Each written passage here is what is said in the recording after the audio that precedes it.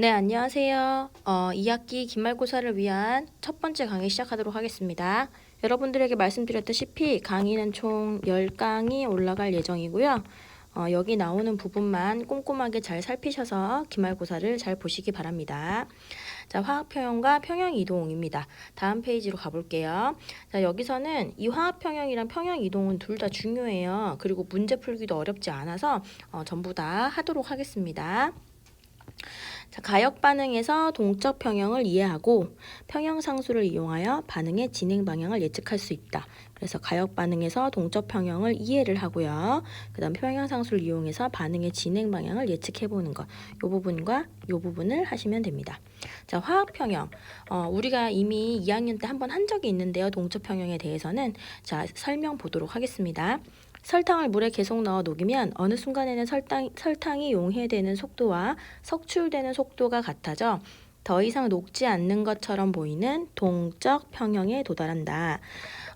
다음 탐구로 화학 반응에서 나타나는 동적 평형을 알아보자 라고 되어 있는데요. 네, 이 실험은 보실 필요 없고 여기는 이제 젓갈색인 이산화질소와 무색인 사산화이질소에 대한 내용인데요. 밑에 있는 설명으로 볼게요. 그러니까 실험을 간단하게 설명하면 이런 말이에요. 젓갈색인 기체를 넣어주면 동적 평형에 의해서 어느 순간 색깔이 연해져요. 근데 그 색깔이 나중에는 일정 시간 유지되죠. 그런데 무색의 사산화이질소를 넣어도 일정 시간이 지나면 색이 좀 진해지다가 일정하게 유지가 된다는 거예요.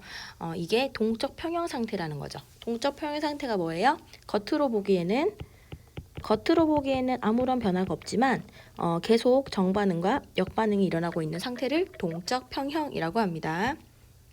자, 밑에 볼게요.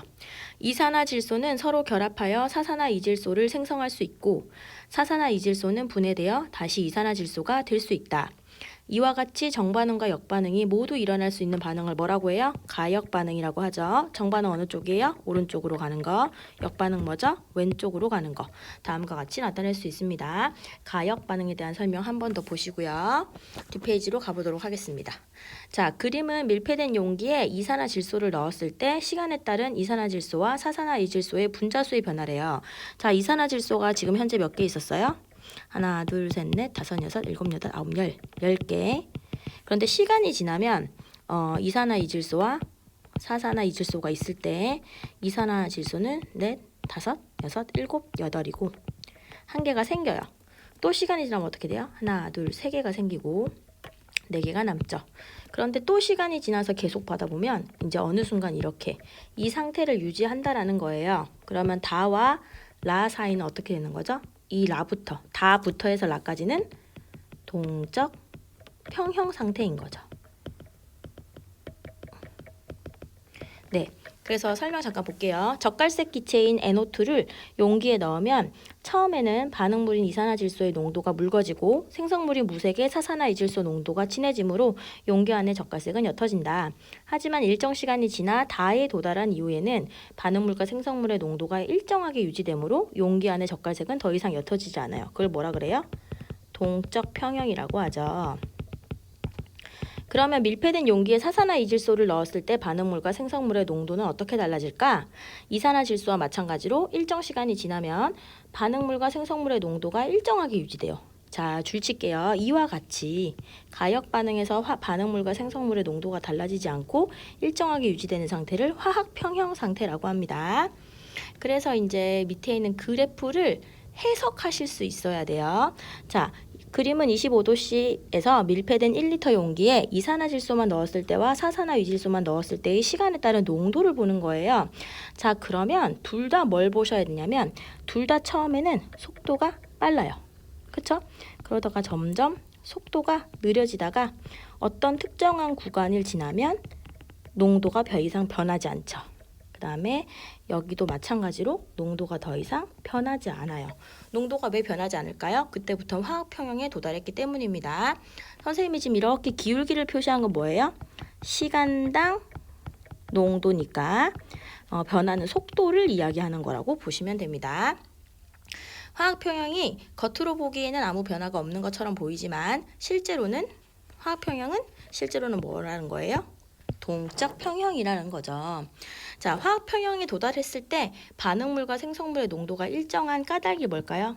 일정한 까닭이 뭐예요? 정반응의 속도랑 역반응의 속도가 같기 때문에 같은 속도로 일어나고 있기 때문에 반응물과 생성물의 농도가 같아진다는 거죠. 그래서 요게 굉장히 중요한 포인트예요. 요걸 바탕으로 뒷페이지를 보도록 하겠습니다. 자, 뒷페이지에 보시면 평형상수와 반응의 진행 방향이라고 있어요. 별표하시고요. 별표. 화학편 탐구를 볼게요. 화학평형에서 반응물과 생성물의 농도 관계 알기라고 있는데요. 그래서 이제 이 농도 관계, 이 탐구는 보실 필요 없고요. 이제 이거에 대한 설명이 밑에 나와 있는 거예요. 잘 보세요. 자, 일정한 온도에서 이산화질소와 사산화이질소의 가역 반응이 평형 상태인 게 뭐였어요? 평형 상태인 걸 나타내는 걸 뭐라고 하냐면요. 반응물의 농도 곱에 대한 생성물의 농도 곱의 비를 평형상수라고 그래요. 평형상수. 이게 우리가 지금 현재 교육 과정이 약간 이상해서 뒤에 있는 반응 속도를 배워야 이 부분을 할 수 있는데요. 지금 반응 속도를 배우지 않고 이 부분을 하고 있는 거기 때문에 여러분들은 그냥 조금 편하게 봐주시면 될 것 같아요. 참고로 반응 속도에서 하겠지만 우리가 반응 속도를 쓸 때요. 어떤 A라는 물질이 B라는 물질로 간다라고 하면 반응 속도는 어떻게 쓰냐? 어떤 평형상수 K가 있고 여기에 A의 A승 이렇게 씁니다. 이거는 이제 이 반응이 단계적인 반응일 때 유효한 설명이긴 하지만 이제 이런 식으로 써요. 그러면 우리 여기서 잠깐 볼까요? 여기에 속도를 V1, 여기에 속도를 V2라고 해보세요. 그럼 정반응의 속도가 V1인데 정반응의 속도는 K1분의 NO2 제곱이에요. 그쵸? 그 다음에 역반응의 속도는 어떻게 될까요? 모르는 상수 K2, N2, O4일 거예요. 오케이? 자, 그런데 평형상수들 때는 어떻다 그랬어요? 아까 앞 페이지에서. 정반응의 속도와 역반응의 속도가 같다라고 했죠. 기억나시죠? 네. 그럼 이걸 다시 써보면 K1 NO2 제곱은 K2 N2O4 여기 너무 좁네요.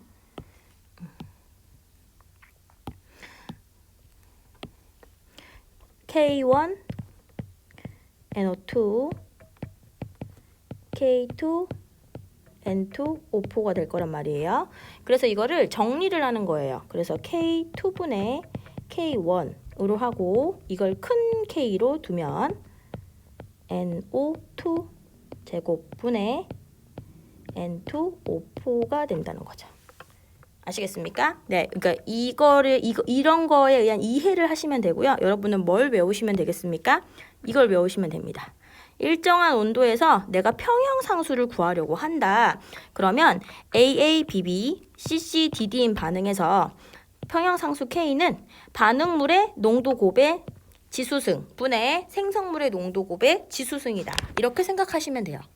어떻게 하면 되는지 아시겠죠? 자, 그럼 문제를 풀어볼게요. 뒷페이지로 가봅시다. 자, 별표하시고요. 이산화황이 산소와 반응하여 삼산화황이 되는 반응은 다음과 같이 나타낼 수 있대요. 이산화황이 산소와 반응하여 삼산화황이 된대요. 700도씨에서 부피가 1리터로 일정한 용기에 SO2 0.6몰과 O2 0.2몰을 넣어서 반응하게 했더니 평형 상태에 도달하였을 때 삼산화황이 0.2몰 생성됐다면 평형상수를 어떻게 구할 수 있을까예요. 이 문제는 여러 가지를 생각해야 되는 문제인데 굉장히 좋은 문제예요. 자, 그러면 일단 우리가 앞에서 평형상수를 배웠으니까 결국 구해야 되는 게 평형상수잖아요. 평형상수 K는 어떻게 구하면 돼요? 반응물의 농도곱 SO2 제곱 곱하기 O2 분의 SO3 2를 구하면 돼요. 그렇죠? 자, 그런데 선생님이 아까 앞에서 말 안 한 게 있죠, 하나.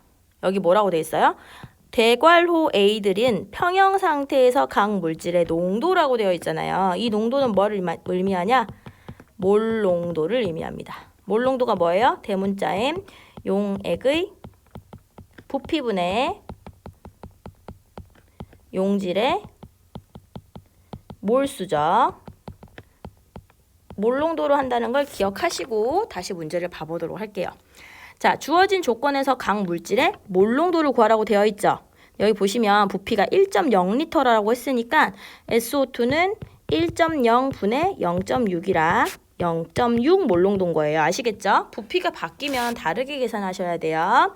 산소는 0.2몰 농도, 삼산화황은 0.2몰 농도 이렇게 됩니다. 자, 그 다음 화학 반응식의 양적 관계를 이용하여 평형 상태의 몰 농도를 구하래요. 자, 그럼 얘네들은 처음 반응 전 먼저 쓰는 거죠. 반응 전이 얼마예요? 0.6, 0.2, 0인데 반응 농도가 몇 대 몇 대 몇이에요? 앞에 있는 개수. 이 반응 농도가 앞에 있는 개수 2대 1대 2를 따라갑니다. 그럼 지금 현재 얘가 0.2만큼 있는데 얘는 0.6이니까 그게 아니고 미안합니다. SO3가 평형에 도달했을 때 0.2몰이 생겼다고 위에서 말했잖아요. 여기에 0.2몰이 생겨야 돼요. 그럴 거면 산소는 0.1몰 감소되고 이산화황은 0.2몰 감소돼야 하겠죠. 그러면 우리가 구해야 되는 평형 농도가 이렇게 나옵니다.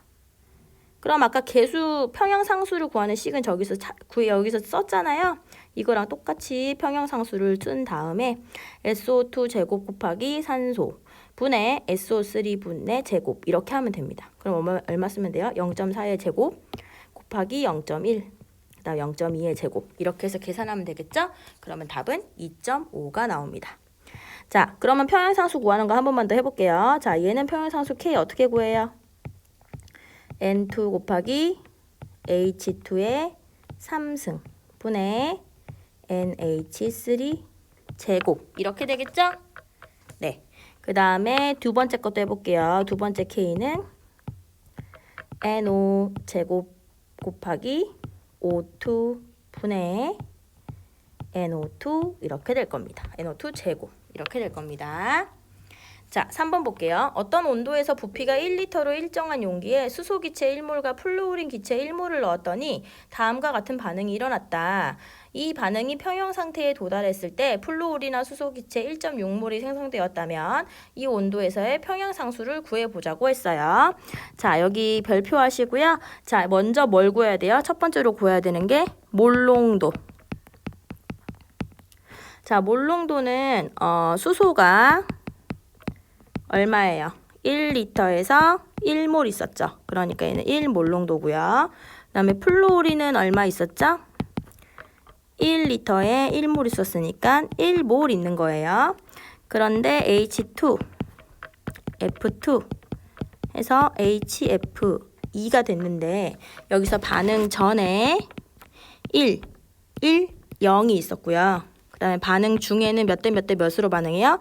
1대 1대 2. 그렇게 반응을 했는데 기체가 1.6이 생겼대요. 여기가 플러스 0, 미안해요. 여기가 플러스 있고 여기서 플러스 1.6이니까 얼마가 반응했겠어요? 마이너스 0.8, 마이너스 0.8 이렇게 되겠죠. 그러면 반응 후에 남은 평형 농도는 얼마예요? 0.2, 0.2, 1.6 이렇게 됩니다. 그죠? 그 다음에 평형 상수를 구해야 되죠. 평형 상수 K는 H2, F2 분의 HF 제곱이 될 거 아니에요. 그쵸? 그러니까 0.2 곱하기 0.2 분의 1.6 곱하기 1.6 이렇게 될 거예요.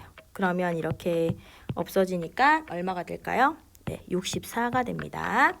자, 요렇게 1강의를 마치도록 하겠습니다. 수고하셨습니다.